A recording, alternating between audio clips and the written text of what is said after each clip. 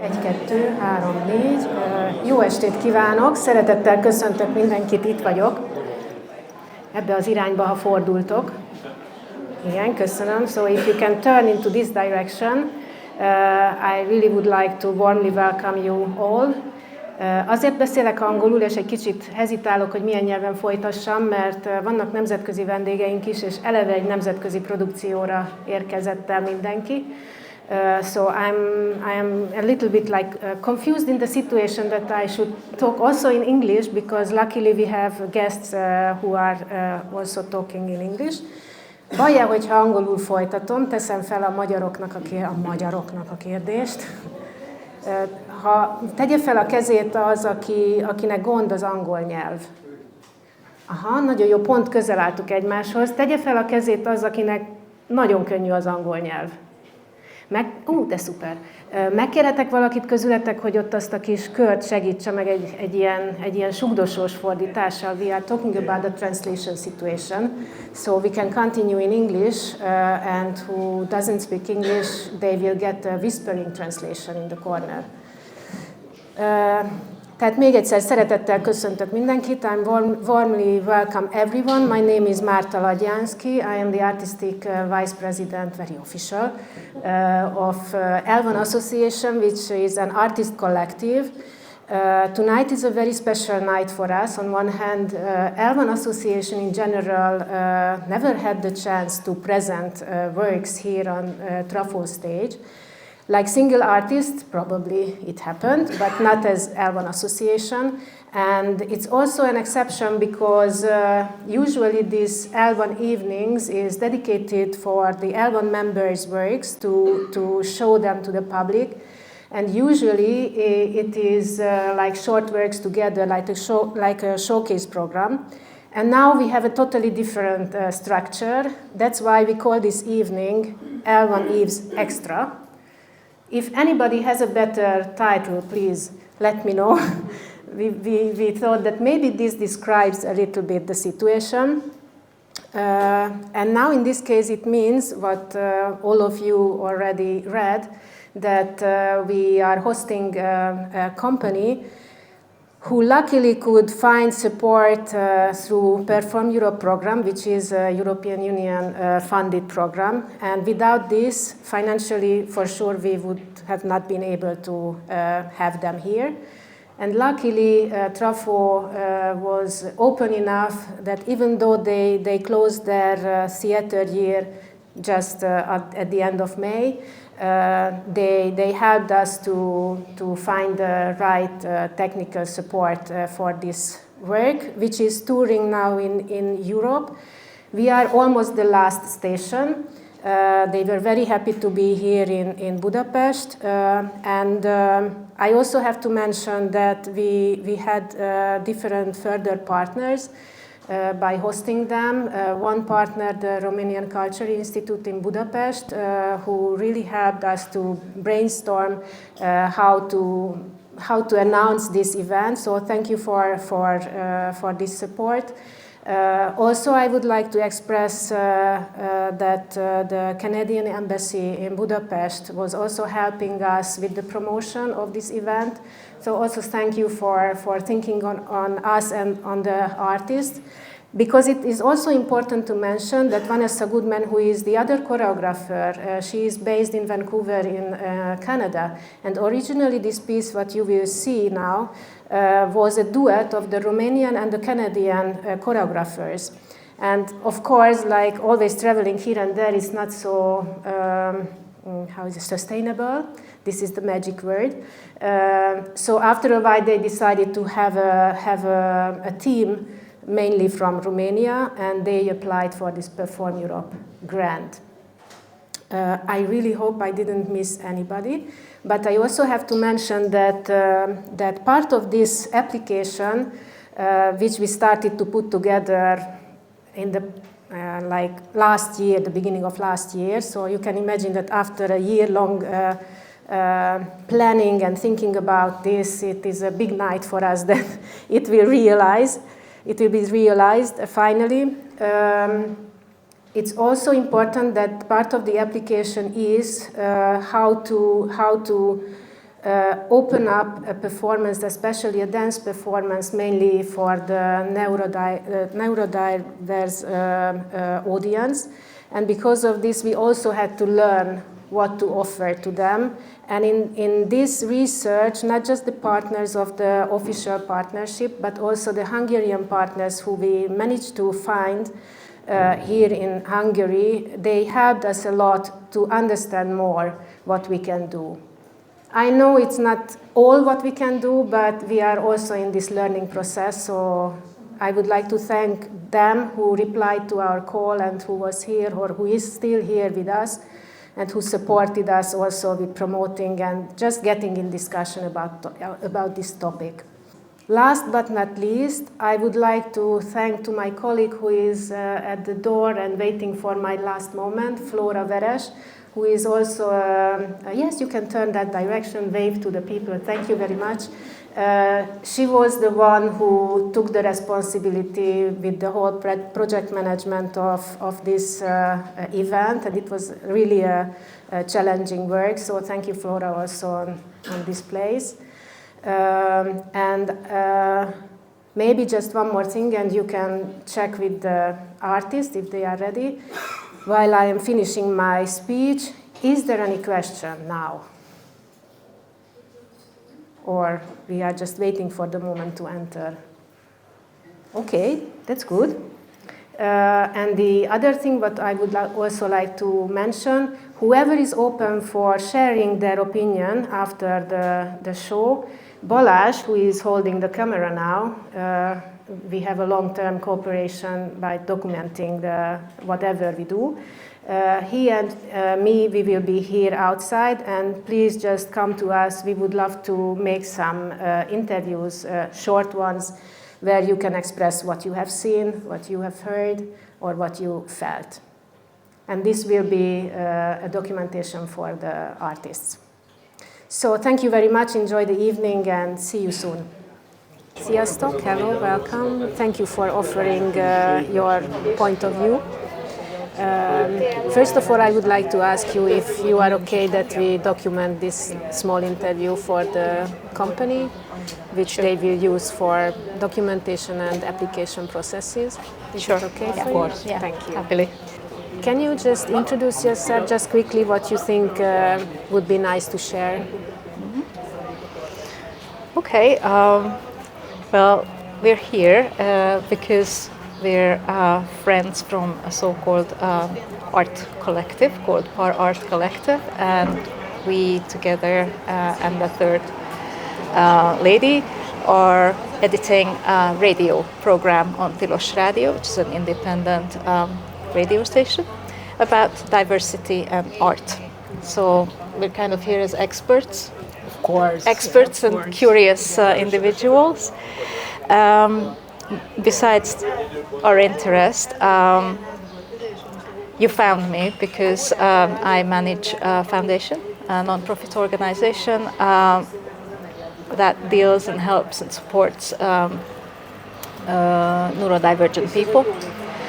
And the reason why I started it and why I'm engaged with the topic so much is because I myself am autistic. I was diagnosed 2 years ago with autism, so I lived much of my adult life not knowing why I can't go to theater. So as a lately diagnosed person or recently diagnosed person, I never really understood why I don't enjoy theaters, even though I have a doctorate from literary studies. So I read a lot and I love literature, but I could never go to the theater. And I don't believe I've ever been to a contemporary dance show before. Oh, this is a brand new experience for you. Yeah. Mm-hmm. And you?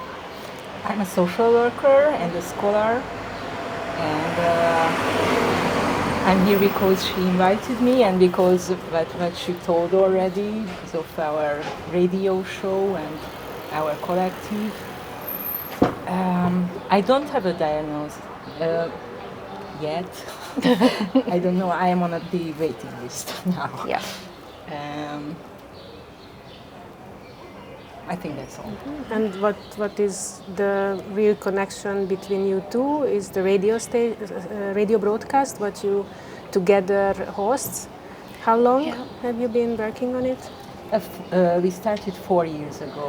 I'm relatively new in the But game. Zsuzsi joined 2 years ago. Yeah, I think so, yeah. I think. She was one of the persons we invited to the show. I see. And of course we left her, and after that there were shows when we were talking about autistic people or arts of autistic people, and we called Zsuzsi to help us because she's a real expert in this, and she has a diagnosis. She's a very great thing. Which makes me an expert, Yes. obviously. And well, that's the story. And at one point we said, okay, you are part of the team, sorry. And she said, okay. So that's the story. And I really enjoy their perspective as well on art. And I really, really learned a lot, you know, how to engage with all kinds of other arts than literature, which is where I'm rooted.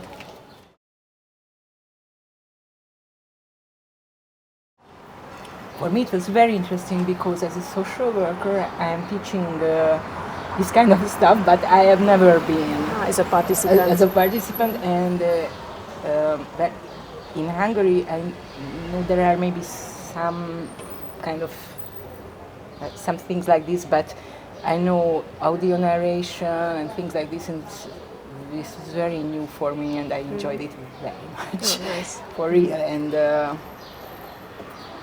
it helped me a lot, really, how to sit there and what to watch. I don't know. For me, it was really, really, really helpful and interesting.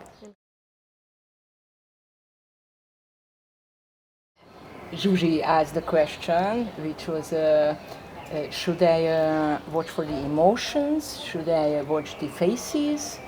And I thought, yes, this is my question. Yes, please, answer this. The answer was so helpful. I felt, oh, thank you, for real. If you don't say this, I think I will sit there and try to understand the emotions and feel, of course, very frustrated because I don't understand it. And so this way, I felt I understand what's happening. And, Can you let us know as well what was the answer? that I shouldn't watch the emotions. I should watch the body parts. That's not the point. Yeah, I think I had the same realization, which really helped me to know in advance. Is that what to look at, what to watch out for. I mean, the content was clear because of the introduction, the visual story that we received, which I loved. But I still didn't know in what ways all this will be presented. And what Simona said really helped me, that basically the bodies that I'm going to be seeing on the stage, I don't have to feel like them. I don't have to kind of mentalize what they feel, because this is not about their feelings. This is about explaining these processes in the body to us through their body. So it's kind of like a PowerPoint, that's what she said. And that really helped, because all of a sudden I could visualize that they are demonstrating through their body. And you know, all these processes, and it was very useful for me to know what to expect, to know that the sand will be coming from that implement. I will still have to think about it, but I guess that's what you wanted us to do, think about stuff. Of course, my brain is wondering about the number sequences, so I'm trying to look for patterns there. And it was very, very good that we knew that what we see on the microscope in the small screen was in fact the dancers' kind of bacteria, like their microbiome in a way. Like it really made me think about fractals, which I love. I love fractals. And it was wonderful to see these microorganisms and the macroorganisms and this whole space. So it really made me think instead of being frustrated because I don't understand what they're doing. So I could concentrate on the content and what they were talking about.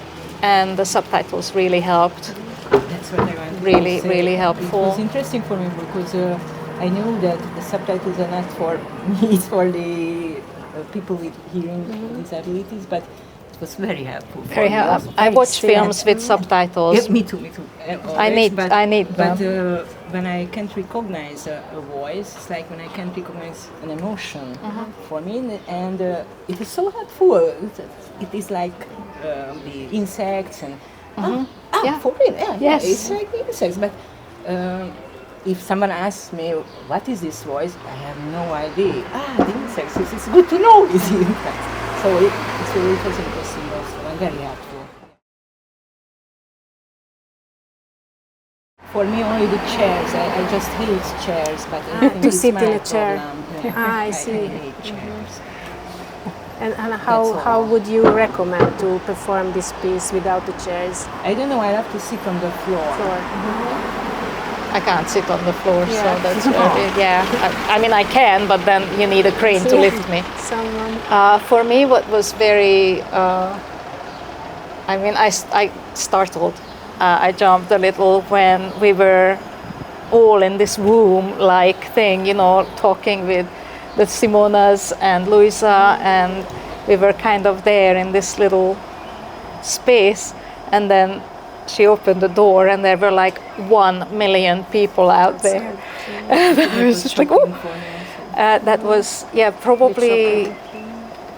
probably if I knew that, I would have waited until everybody goes in, and which we did, basically, until everybody goes in and then kind of go after them. But that's kind of, I guess, theater logistics, and it's not easy to go around these things. And also, I function on bus number 7, so I can Maybe if deal with this. we would have given you the chance to stay inside and then the other audience members joined you, maybe that would have been a better decision. I think, but it's not something that destroyed the enjoyment or the engagement at all. It was just like, ooh. Yeah. I got a bit dizzy, I think, but it was also a very sensory experience for me because I had my bag in my lap like an old lady, and I thought that my phone was ringing, and I was panicking. I was checking my watch, and then I realized it's the vibration from the floor, which was kind of, first it was like frustrating, and then I could enjoy it, I think, in a way, as part of the experience, the whole thing. So that was interesting as well. It was resonating a lot. It was vibrating. I want to tell other fellow autistic people to bring their earplugs or these like ear protectors, because sometimes it does get louder and quieter. I have earplugs that help me. They're not for sleeping. They do let sounds through, but it does help to enjoy. Make it softer. Yeah, it's a bit softer, and Good advice, thank you. You? Maybe one last comment that I lost my way when I was coming here, but I'm doing this all the time. I made a little map for myself, but it failed. And, You mean that maybe beside the visual story to create a map how you find the place? Exactly. I see. Yes. Yeah, but inside the venue it was really great because we actually, Really, it was I fantastic. so much. That's how we met, because we both referred to Really, I the was visual almost story. crying. Yes, so wonderful. Yeah, it is wonderful to know what you're facing. I used to dance for many, many years in my life, and it was always close to my heart. As a little kid, my mom was taking me to this typical Hungarian Táncház. I don't really know how to put it into words in English. And basically I grew up there because she was a teacher. She led this little get-togethers, and yeah, I always been around. Human people looking for themselves in this world, if I like to put it very simple. I don't really. Yeah, challenging is a good question. I don't think I had any moment that was extremely challenging to me or surprised me. I had a moment of a little teardrop when the performance came to the percentage of how cancer raised after the Chernobyl tragedy, and especially within kids' lives. And I have a pretty good friend who was diagnosed a year ago or about a year ago, so that was something that is really related to my personal life. But in general, I think it's an extremely sad and warning thing what happened. I'm sorry, excuse my English, it's a little late. You have a very nice pronunciation, actually. Thank you very much. Thank you. So yeah, that I think I could say that was the most challenging part of it. But in general, I'm used to these kind of dance performances or physical theater performances. Naked bodies, they do not really affect me in any ways, because I'm just so used to looking at the human body as diagnosing it, or from different approaches, let's put it that way. I think it's beautiful, but it's also so natural and simple. I think it was that for me, my understanding, and I really don't know if there's any exact way how we should look at the performance, but for me, it was a very interesting mix between how we are looking for ourselves and how we try to understand ourselves within nature and within this whole global system that lives and breathes together, and also the movements on the other side, and the sounding. It was a little bit robotic, and it was really interesting to see we created this robot technology and this very scientific, science related recent times that we live right now. And for me, the performers, the research for themselves, it was a little bit like they tried to understand it through nature and through connecting, and they tried to also understand it via these visions of these recent times, and it's just pretty interesting. I think this is exactly what makes us human, right? That we are in between, and we are looking for ourselves in different ways, and I think this is the research, how we do it. That's what really us. I really enjoyed it, and I'm happy that I was able to come tonight and share this experience. And I'm really happy that the performance reached Hungary. I think, I hope that it reached people's hearts too and opens their minds. For me, this performance was a little bit weird. I saw bodies, but I felt it's not sure that it's human bodies. It was more artificial at the end, and the music helped me to felt it, and this very white something what I show in the stage. And there were a lot of information about the human body, and that's why it was quite this opposite feeling in me, that information about the human body, but I feel in the other hand that it's not real human. It's more artificial and more numbers about how the body made up from a lot of different things. It's a lot of persons and numbers and not real feelings. So for me, it was really strange. There's a running with this rope, but not jumping. And I was really like, watching, oh my God, how long can I do this if I test myself? And the other hand, it was a rhythm, and I was counting as well, and the rhythm changed how the counting changed, and I was thinking, how could they do that? And there's a lot of count inside, like 1, 2, 3, 4 till 100, and I was thinking as well that if I'm not real in the moment, I would really just mess up the numbers, and how they can not mess up this. So it was more from your profession? Yes, I think yes. So I was always thinking like a performer, how I could do that, or can I do that? For me it was quite heavy.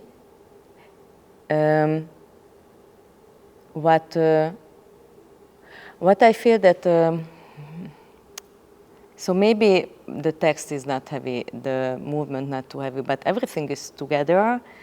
It has some pressure on me. Thank you for the performers. Thank you. Thank you about the invitation on behalf of the Blue Forest Foundation. And I'm here because of the neurodivergent part of art, how to perceive art, and what different types of thoughts can come by different type of neurobuilding. No, not really. I have some theatrical background. I was already producer and writer of some pieces, so it's absolutely not my first time. But I'm not really into dance. It's more like a regular screenplay.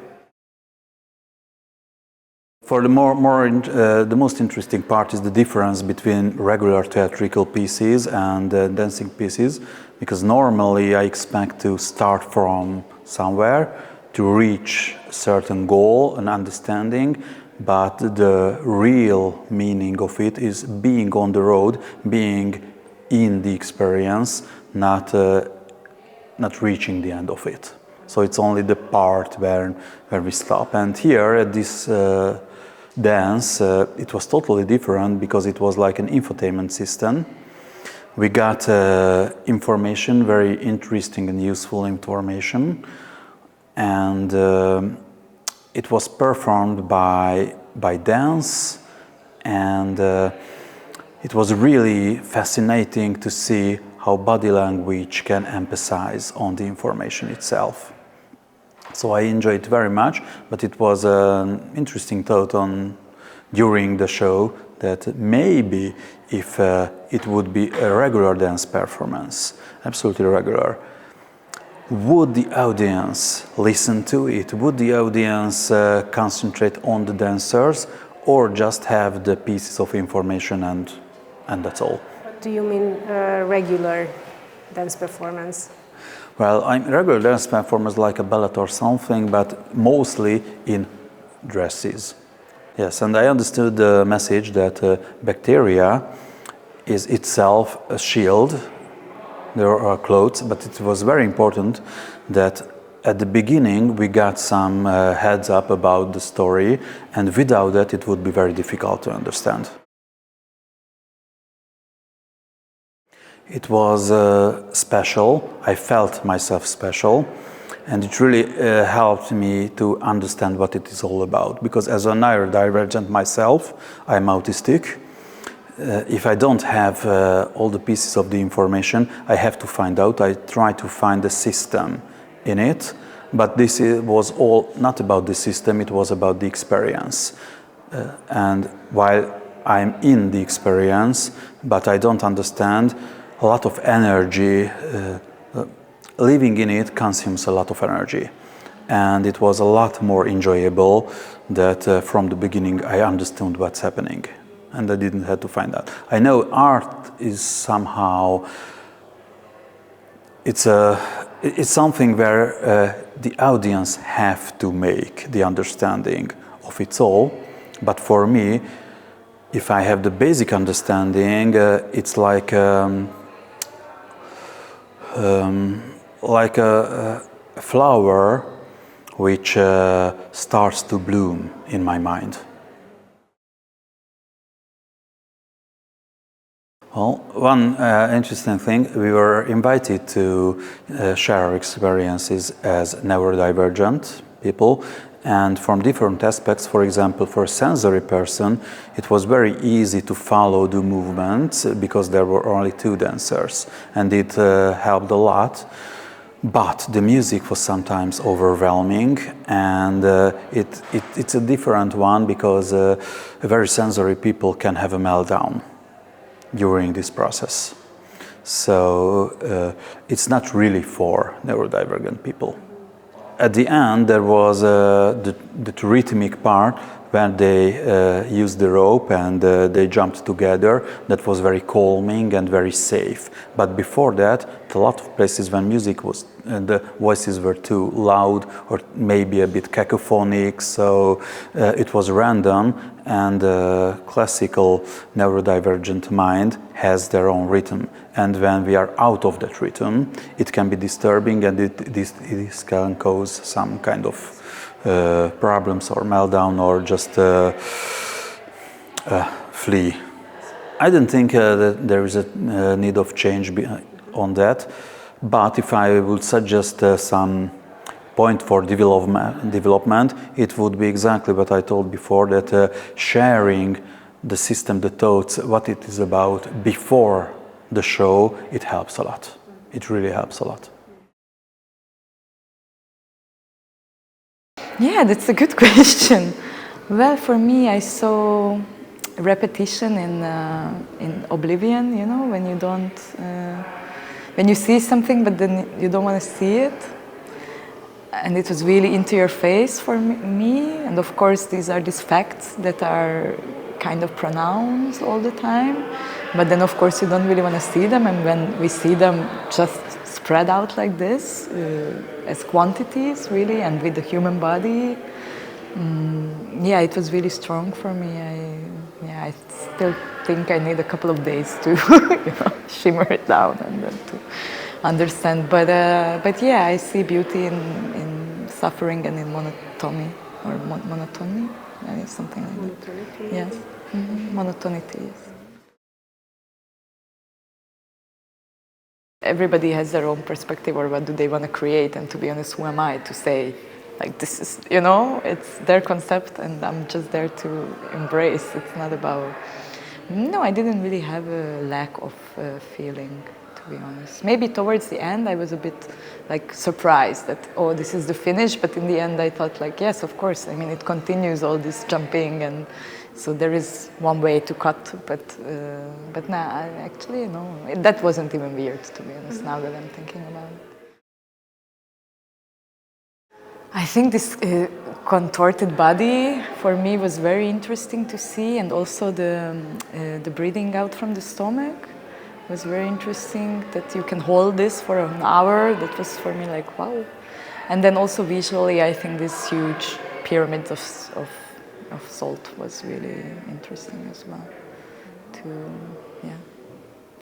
I think these are the ones. But yeah, the contorted bodies, I think that was really interesting. And then also the sweat, you know, like kind of appearing. And I always like that, actually, in every dance or whatever performance. I love it when I can see that, you know, the body works, exactly.